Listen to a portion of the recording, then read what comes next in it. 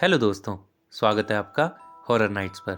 यदि आप आपके इस चैनल पर नए हैं और आपको हॉरर स्टोरी सुनना पसंद है तो अभी चैनल को सब्सक्राइब कर लें। तो चलिए शुरू करते हैं आज की घटना। आज की घटना आपके साथ शेयर की है हंसराज जी ने, जो कि एक पंप ऑपरेटर हैं पिछले कई सालों से, जो बताते हैं कि मेरी सर्विस के समय काल में मेरे साथ एक ऐसी घटना पेश आई थी जिसे अगर आज भी मैं याद करता हूँ तो दिन के समय में भी मैं डर जाता हूँ। तो बात कुछ ऐसी है कि हमेशा की तरह मैं नहर से पंप चलाकर घर आया था। मैं आपको बता दूं कि मेरी ड्यूटी एक नहर पर है, तो मैं वहीं से अपनी ड्यूटी खत्म करके घर आया था रात को, और खाना वाना खाकर मैं अभी लेट कर अपनी बीवी के साथ टीवी ही देख रहा था कि तभी मेरा फोन की घंटी बजी। एक अननोन नंबर था। तो मैंने जब फोन उठाया तो सामने से मेरे साथी की आवाज आई, हंसराज जी कहाँ हो आप? ये नहर में किसी की लाश बहकर आई है। वैसे तो इसमें डरने वाली कोई बात नहीं थी, क्योंकि अक्सर ऐसा होता रहता था। तो मैंने आता हूं बोलकर फोन काट दिया और अपनी बीवी को बताया कि ऐसी बात है और मुझे जाना पड़ेगा। मेरी बीवी ने कहा, सुनिए जी, रात का समय है तो थोड़ा ध्यान रखना। ठीक है बोलकर मैं अपनी बाइक पर बैठकर आ गया। नहर मेरे घर से थोड़ा दूर, शहर से दूर गांव के बीच में थी, और अब 10 बज चुके थे और नहर पहुंचते पहुंचते मुझे 11 बज गए। मैं वहां पहुंचा तो सामने मेरा साथी कर्मचारी पहले से ही मेरी वेट कर रहा था।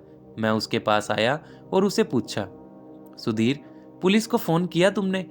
नहीं सर, मैं आपके आने की वेट ही कर रहा था, ऐसा सुधीर ने जवाब दिया।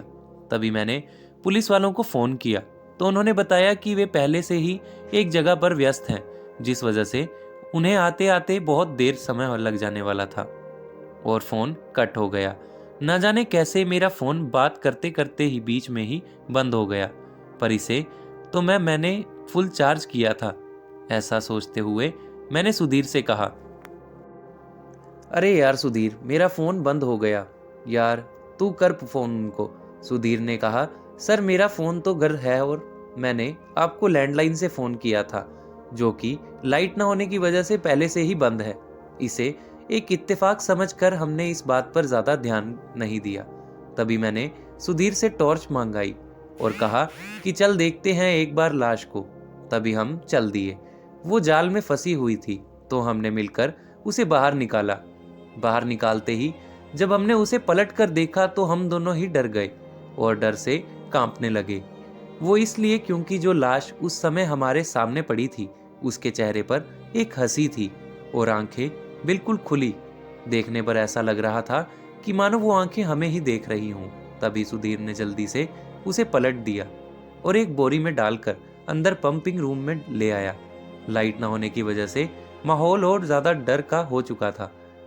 दो आदमी अकेले, वो भी एक लाश के साथ, बिना लाइट का कमरे में। आप समझ ही सकते हैं कि हमारी क्या हालत होगी उस समय और कितना डरे होंगे। बस इंतजार था तो सर सिर्फ पुलिस के आने का, ताकि वो जल्दी आए और इसे ले जाए। तभी सुधीर ने एक हल्की आवाज में डरते हुए कहा, हंसराज जी, तुम्हें भी आई वो आवाज? मैंने पूछा, कौन सी आवाज? तो उसने कहा, सर ऐसा लगा कि किसी ने मेरा नाम लेकर पुकारा। मैंने बोला, यार तू बहुत डर चुका है और डर के मारे ना जाने तुझे क्या क्या सुनाई दे रहा है। तभी अचानक मुझे भी ऐसा लगा कि किसी ने मेरा नाम लेकर पुकारा, हंसराज। मैंने भी सुधीर से कहा, यार सुधीर, अब तो मुझे भी किसी ने आवाज लगाई।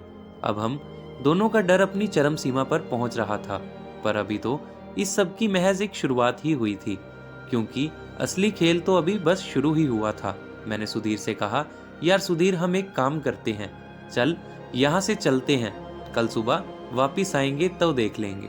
सुधीर भी मेरी इस बात से सहमत था, इसलिए हम दोनों जाने के लिए खड़े हुए और बाइक की तरफ चल दिए।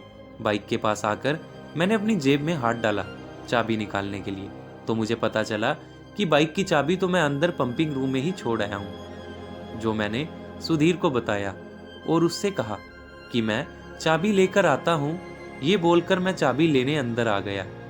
चाबी सामने ही पड़ी थी, वो लेकर मैं जैसे ही मुड़ा तो मेरे ध्यान एक चीज पर गया कि वो बोरी अब बिल्कुल खाली है। ये देखकर मैं जल्दी से भागता हुआ सुधीर के पास गया ताकि मैं उसे बता सकूं।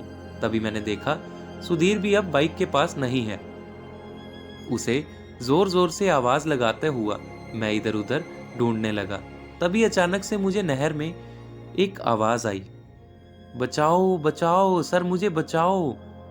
आवाज सुधीर की है। ये सोचकर मैं भागता हुआ उस जगह पर पहुंचा। तभी मैंने जो देखा उसके बाद तो मेरी भी हिम्मत जवाब देने लगी। सामने पानी में सुधीर डूब रहा था और उसका सिर कोई बार बार दबाकर अंदर पानी में डुबा रहा था, और वो करने वाला और कोई नहीं बल्कि वही मुर्दा था। मुझे तैरना नहीं आता था, जिस वजह से मैं अंदर छलांग तो नहीं लगा सकता था, पर मैं जल्दी से पंपिंग रूम की तरफ भागा और वहां से एक रस्सी लेकर जब मैं नहर के पास पहुंचा तब तक सुधीर दम तोड़ चुका था और उसकी लाश उसी पानी में ऊपर तैर रही थी और वो मुर्दा कहीं भी आसपास नहीं दिख रहा था।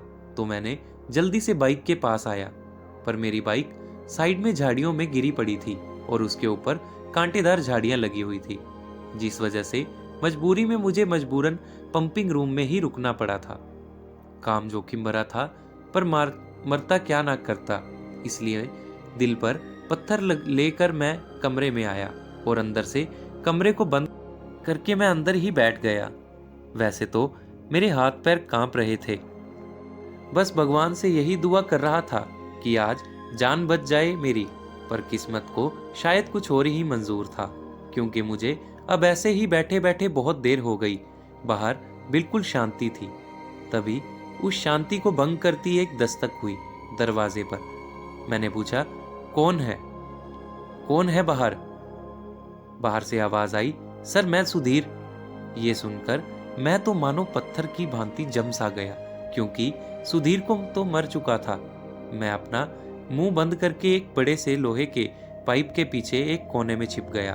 काफी देर तक वो दस्तक होती रही, पर मैंने भी दरवाजा नहीं खोला, क्योंकि इतना तो मैं जानता था कि मेरा दोस्त इस दुनिया को अलविदा करके जा चुका है और बाहर जो भी है वो कोई इंसान नहीं बल्कि एक शैतान है जो उसके भेष में है। फिर वो दस्तक बंद हो गई।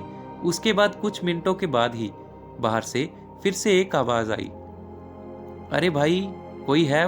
मैं वो लाश लेने आया हूँ, पुलिस। मैंने बिना सोचे झट से दरवाजा खोल दिया, पर सामने कोई पुलिस वाला नहीं बल्कि वही मुर्दा खड़ा था। तभी ये देखकर मैं जैसे ही खुद को बचाने के लिए कमरे की तरफ मुड़ा कि तभी उसने मेरे ऊपर झपट्टा मारा और अपने दांत मेरी गर्दन में गड़ा लिए। वो दर्द इतना था कि मैं आपको बता भी नहीं सकता, और उसी समय मैं वहीं बेहोश हो गया। उसके बाद मेरे साथ क्या हुआ क्या नहीं ये तो मैं नहीं जानता, पर सुबह जब मुझे होश आया तो मैं अपने घर बेड पर लेटा हुआ था और कुछ पुलिस वाले मेरे आसपास खड़े थे मेरा बयान लेने।